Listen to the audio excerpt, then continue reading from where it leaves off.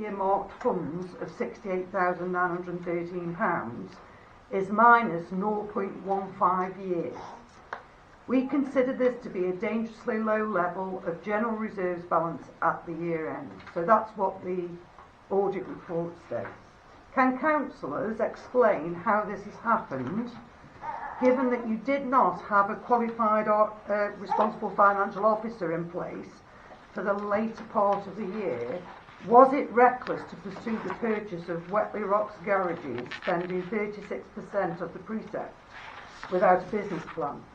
This decision was made by vote, where the majority of councillors either abstained or voted against the purchase. In fact, out of the 6 that did vote in favour, a third of that 6 have now left the council. So do you agree that it was irresponsible spending that public money when you did not possess general power of competence and did not identify under which you were lawfully making this purchase at the time the money was spent? The legislation was only applied retrospectively. Are councillors that remain on the council who voted in favour of the purchase willing to take responsibility and be accountable for what could be viewed by residents as reckless spending on public money?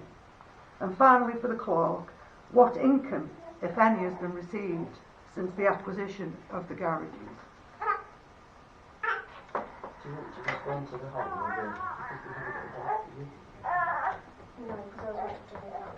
So we are having a meeting regarding the garages. It's going to be a standalone meeting. Residents will be allowed to attend and have their say. In regards to income, we haven't received anything yet because the permits are on hold until after that meeting. Okay, thank you. Any councillors want to? I mean, you know, you were at the meetings, you know where I stand on this one, so it will be progressed through the proper due process of the meeting in the future. Well, perhaps one of the councillors that voted for it might want to respond to some of that. I'd like to, I mean, I abstained, I'd like you did. I'd like to think that whether it was a good decision or not, that we can easily get that money back on. If the plan is that it's not going to be used as garages and it goes up for sale, I think we'll recoup what we spent on some. Is that the plan? Well, that's what the Until we have the meeting, it's right. That would be my opinion. If there's not enough people to rent them, then we put it up for sale and sell it. But that isn't the question, really. The question is responsibility going to be taken for basically what was, in my eyes, personally, my opinion, an unlawful purchase? Can I just say that at this point, everybody, the majority of the people sat here will have heard the comments I made at the time and requested a business plan and indicated that it was unlawful. My stance hasn't changed on that, but we are in a situation where we have to review, readdress and go forward with the best decision. Mistakes were made and I didn't sign up to them. But We are where we are now. I am part of that process.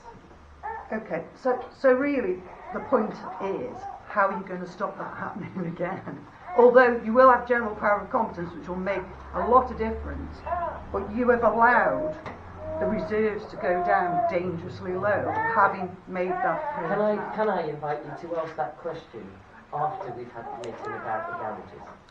Well, no, the question... My point is we won't make that mistake again. Right. Because we are now, and I'll seek support from the clerk here, but I think that the way forward will comply with the full legislation. But with our general power of competence, Yeah, I just want to say, I think without you knowing, you're putting the councillors in a hard position to answer, because when a council votes on something and that resolution is passed, the council as a whole have to go along with that, whether they liked it or not, and we're not allowed to go, well, I didn't like it. We have to stay as a complete unit. So I think some councillors will hold back opinions because they're trying to follow the councillor training. I think what I'm trying to say is, will councillors in the room recognise that that resolution shouldn't have even been there? You shouldn't have voted on something that is not lawful. But around the table they won't be allowed to, they can't really Right, say okay, that because fine. of training, unfortunately. Okay.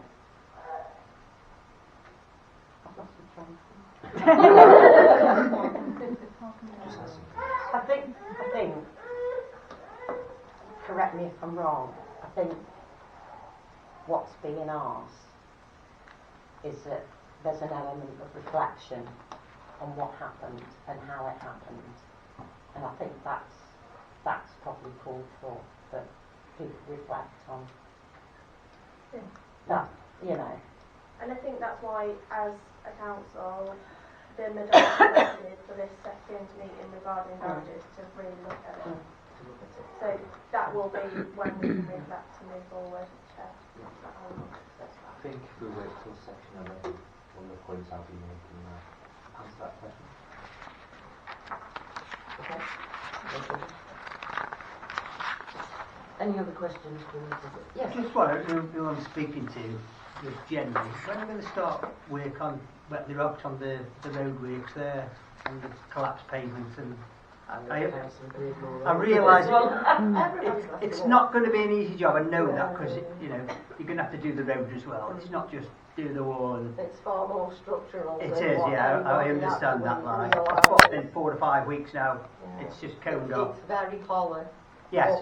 Under a lot of it, so it'll Is be there a proposed start date or? There isn't at the moment, no. Okay. It's not bothering me, you know, I just wondered when and it the signs are going to be changed tomorrow. I can actually get through now. Oh, have you been moved? It has been moved a bit and I can actually get through. Yeah, so I'm quite happy about that. But yeah, I just wonder when it's going to be started. I haven't been given a date as yet. Okay. That's wonderful. Okay. I am pushing for it, but I can only... Yeah, and I do understand it's not a simple job. It's quite a big job now. It's going to be. So yeah, okay. Yes. Hi. This relates to item 10 on the agenda, appointments to committees and outside bodies. I would briefly like to highlight why these decisions are important, particularly in the relation to the parish councillor's role in appointing representatives. Firstly, the parish council has a responsibility to ensure that appropriate representatives are appointed to external bodies.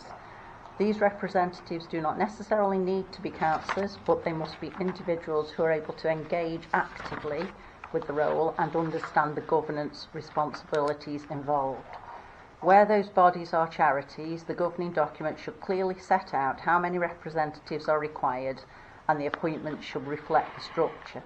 For example, Wetley Rocks Village Hall currently provides 1 parish council representative.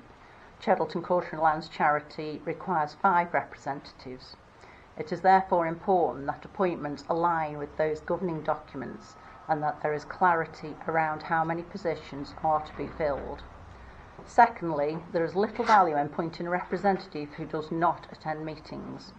In the case of the Caution Lands Charity, the governing scheme provides that a trustee ceases to hold an office after 2 years of non-attendance.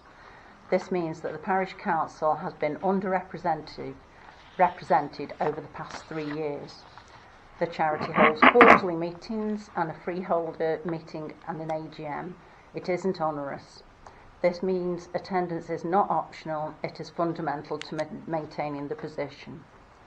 Thirdly, there needs to be better communication between these bodies and the parish council. Where casual vacancies arise or where the full cycle of appointments become due, the parish council should be formally notified so that positions can be filled appropriately and representation is maintained. More broadly, I would ask councillors to reflect on how these appointments are made. In past, decisions have sometimes been influenced by the view that individuals should remain in roles because they've always been on them or held a position for a long time. However, longevity doesn't necessarily demonstrate an active participation or effective contribution. In fact, it can lead to what is sometimes referred to as a status quo bias, where appointments are repeatedly out of habit rather than considered on merit. It is important to recognise that bringing in new representatives can introduce a fresh perspective, new skills, stronger focus on governance and accountability, and particularly for bodies such as the Caution Lands Charity and Wetley Rocks Village Hall. So I would ask councillors, before making appointments tonight, to take a moment to consider who will actively attend and contribute, who has a willingness to understand the governance responsibilities, and who is best placed to represent the interests of the community. This is an opportunity to strengthen governance going forward by appointing representatives who are able to actively contribute rather than relying solely on past appointment patterns. Thank you.